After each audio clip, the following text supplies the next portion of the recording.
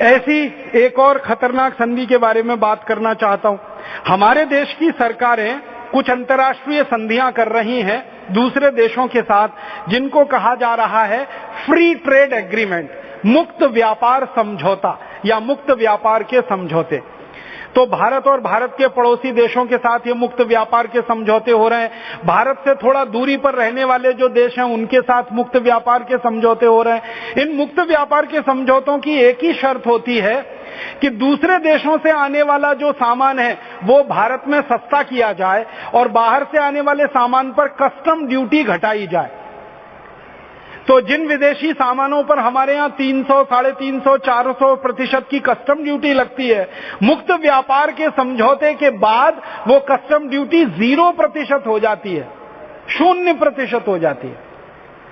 परिणाम क्या होता है? जब आपने मुक्त व्यापार का समझौता किया, जैसे चीन के साथ हमने मुक्त व्यापार का समझौता किया, एक उदाहरण से बताता हूं, तो उसमें चीन से आने वाले जो खिलौने हैं उस पर हमने कस्टम ड्यूटी घटा दी। चीन के खिलौने बहुत सस्ते हो गए, भारत में आकर धड़ल्ले से बिकने लगे। परिणाम हुआ कि भारत के खिलौने बनाने वाले हजारों लाखों उद्योग बंद हो गए और सारे बाजार में अब चीन के खिलौने ही बिक रहे हैं। ऐसे ही चीन के यहां से हमने एक समझौता कर लिया, उसमें चीन के यहां से मूर्तियां आती हैं भगवान की बनी हुई। लक्ष्मी और गणेश जी जो दिवाली पर हम पूजते हैं वो चीन के बने हुए हैं, कम्युनिस्टों के, नास्तिकों।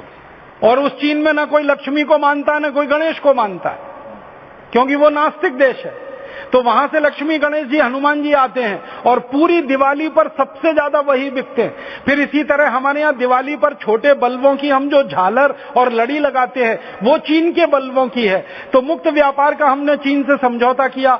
4000 ऐसी वस्तुएं हैं जो चीन से आती हैं बहुत सस्ती कीमत पर, जिन पर कस्टम ड्यूटी बिल्कुल थोड़ी सी 0%, 1%, 2% की रखते हैं और वो सस्ती सस्ती चीजें आके बाजार में भर जाती हैं। अंतिम दुष्परिणाम निकलता है कि भारत की जो कंपनियां उन चीजों को बनाती हैं उनकी महंगी हो जाती हैं चीजें, वो बेच नहीं पाते हैं और हजारों लाखों छोटे उद्योग इस देश में बंद होते चले जाते हैं।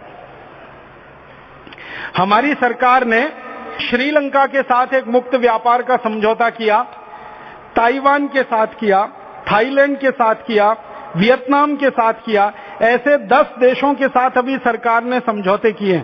इसमें कॉफी आ रही है, वहां से तेल आ रहा है नारियल का, कॉफी आ रही है, चाय आ रही है और कई तरह की खेती की चीजें आ रही हैं, कपास आ रही है, वहां से मशीनरी के आइटम आ रहे हैं, बहुत सारी चीजें आ रही हैं इन 10 देशों से। परिणाम क्या है कि 4-5 हजार चीजें आ रही हैं, उनमें से कस्टम ड्यूटी लगभग 0 के बराबर है, 0% है या 1-2% के आसपास है। बहुत सस्ती सस्ती चीजें आके ये बाजार में भर रही हैं और भारत में कॉफी पैदा करने वाले रो रहे हैं, नारियल पैदा करने वाले रो रहे हैं, चाय पैदा करने वाले रो रहे हैं, टेक्सटाइल की इंडस्ट्री चलाने वाले रो रहे हैं, कपास पैदा करने वाले रो रहे हैं, सब लोग रो रहे हैं क्योंकि विदेशों से ये सब सस्ती चीजें आ रही। और ये क्यों आ रही हैं? क्योंकि फ्री ट्रेड एग्रीमेंट हो रहे हैं, मुक्त व्यापार के समझौते हो रहे हैं और ये मुक्त व्यापार के समझौते फांसी का फंदा बन जाते हैं गलों में उन छोटे छोटे उद्योग चलाने वालों के लिए। एक और ऐसी हमने कुछ संधियां की हैं अंतर्राष्ट्रीय देशों से, बहुत खतरनाक संधि है वो तो डबल टैक्सेशन अवॉइडेंस ट्रीटी करके एक संधि है। 60 देशों के साथ हमने ये संधि कर रखी है, उसमें से मॉरिशस एक है और हमारे पड़ोसी कई देश हैं। 60 देशों से हमारी ये संधि है, डबल टैक्सेशन अवॉइडेंस ट्रीटी। इसमें क्या होता है कि मॉरिशस जैसे 60 देशों की कोई भी कंपनी भारत में आकर व्यापार करेगी, अगर वो मॉरिशस में इनकम टैक्स या कॉर्पोरेट टैक्स पे कर रही है तो भारत में उसके ऊपर कोई टैक्स नहीं लगेगा। ये है संधि। तो परिणाम क्या होता है, बहुत सारी विदेशी कंपनियां मॉरिशस में जाके पहला ऑफिस बना लेती हैं, फिर वहां से भारत में घुसकर पूंजी निवेश करती हैं और उस पूंजी निवेश पर जितना मुनाफा वो कमाते हैं, 1 पैसा टैक्स दिए बिना सब लूट कर यहां से ले जाते हैं। और हर साल हमारे देश में 15 से 20 हजार करोड़ रुपए का नुकसान इस चक्कर में हो जाता है।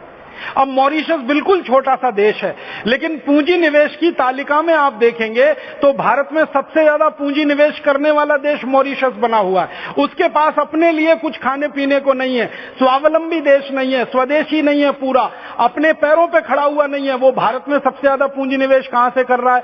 बहुत सारे देशों की कंपनियां वहां आकर पूंजी निवेश करके भारत में घुस रही हैं, क्योंकि टैक्स की उनको चोरी करने का रास्ता खुला हुआ है। और ऐसी संधि 60 देशों के साथ हमने कर रखी है, जिसमें हर साल हजारों करोड़ का नुकसान उठाना पड़ता है। खाली मॉरिशस देश वाला अध्ययन मैंने किया था, 15,000 करोड़ का नुकसान हर साल हमको होता है। मॉरिशस देश के साथ ये संधि हमने कर रखी, 60 और भी देश हैं। इसी तरह से मैं कहना चाहूंगा, एक हमने मल्टीलैटरल ट्रीटी की हुई है दुनिया के कई देशों के साथ मिलकर, जिसका नाम है WTO agreement, world trade organisation agreement. पहले इसको हम गेट एग्रीमेंट कहते थे, आजकल इसको WTO एग्रीमेंट कहते हैं। इस एग्रीमेंट में तो इतनी खतरनाक शर्तें हैं, मैं इसकी एक लाइन पढ़ के सुनाता हूं। WTO एग्रीमेंट की पूरी कॉपी मेरे पास है। ये करीब 576 पेज का एग्रीमेंट है। इस एग्रीमेंट को भारत सरकार ने 1995 में साइन किया, 2005 से ये भारत में लागू हो गया। इस एग्रीमेंट की एक लाइन पढ़ के सुनाना चाहता हूं। No single element of this draft final act can be considered as agreed till the total package is agreed. माने ये 576 पन्ने का जो पूरा एग्रीमेंट है, ये पूरा का पूरा आपको मानना ही पड़ेगा। इसकी एक लाइन, एक वाक्य भी आप अलग नहीं कर सकते, ये इसका मतलब है। अब इसमें 576 पेजों में अलग अलग समझौते हैं, जैसे एग्रीमेंट फॉर टेक्सटाइल है, एग्रीमेंट फॉर एग्रीकल्चर है, एग्रीमेंट फॉर सर्विसेज है, एग्रीमेंट ऑन पेटेंट्स है जिसको ट्रिप्स कहते हैं। ऐसे इसमें 28 समझौते हैं। उन सभी समझौतों की शर्तें इतनी खराब हैं कि देश का पूरा आर्थिक नाश हो जाए, ऐसा खतरनाक ये एग्रीमेंट साइन हुआ है। मैं एक दो उदाहरण से आपको समझाता हूं। 576 पेज का सारा एग्रीमेंट तो पढ़ के नहीं बता पाऊंगा, लेकिन इसके एक दो आर्टिकल जरूर पढ़ के बताना चाहता हूं जो बहुत खतरनाक है। हमारे भारत देश में अभी तक की ये व्यवस्था रही है कि दवा के क्षेत्र में, कृषि के क्षेत्र में कोई भी नया जो आविष्कार होता है तो आविष्कार पर पेटेंट होता है, लेकिन आविष्कार का जो तरीका होता है वो पेटेंट नहीं होता।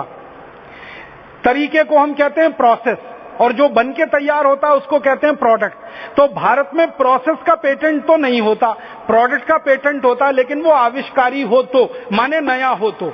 अब ये जो नया एग्रीमेंट है WTO का, वो ये कहता है कि आविष्कार हो या ना हो, नया हो या ना हो, प्रोसेस हो या प्रोडक्ट हो, सबको पेटेंट देना ही पड़ेगा, और कम से कम 20 साल के लिए देना पड़ेगा। अब इसमें होता क्या है कि विदेशों से कोई नई दवा आई, वो नई दवा को हमने दूसरे तरीके से बना लिया और सस्ती कीमत पर हम भारत में बेच सकते हैं। अब इस एग्रीमेंट के बाद कोई भी विदेशी दवा आती है, उसकी कितनी भी सस्ती कीमत पर हम दूसरी दवा बना के नहीं बेच सकते। 20 साल तक वही कंपनी उस दवा को बेचेगी और लाखों करोड़ों रुपए लूटेगी। ऐसा एग्रीमेंट है। इसी तरह बीज के क्षेत्र में हमारे यहां यह होता था कि किसान जो बीज बनाते हैं उस पर किसी कंपनी का अधिकार नहीं हो सकता, लेकिन अब इस समझौते में बहुत साफ लिखा हुआ है कि बीज किसान का हो या कंपनी का, पेटेंट के मालिक का ही अधिकार होगा। ऐसी इसमें एक दो नहीं हजारों शर्तें हैं WTO एग्रीमेंट में, और ये भी हमने साइन कर लिया है। इस तरह से अंतर्राष्ट्रीय संधियों के मकड़जाल में हमारा ये देश फंस गया है। अब हमें इसको बाहर निकालना है तो कोई बहुत बड़ा अभियान, कोई बहुत बड़ी ताकत के साथ अभियान चलाना पड़ेगा और इन संधियों के मकड़जाल को काटना पड़ेगा, और भारत जैसे दुनिया के देशों को खड़ा करके इस पूरी दुनिया को इन संधियों के मकड़जाल से मुक्त कराना पड़ेगा।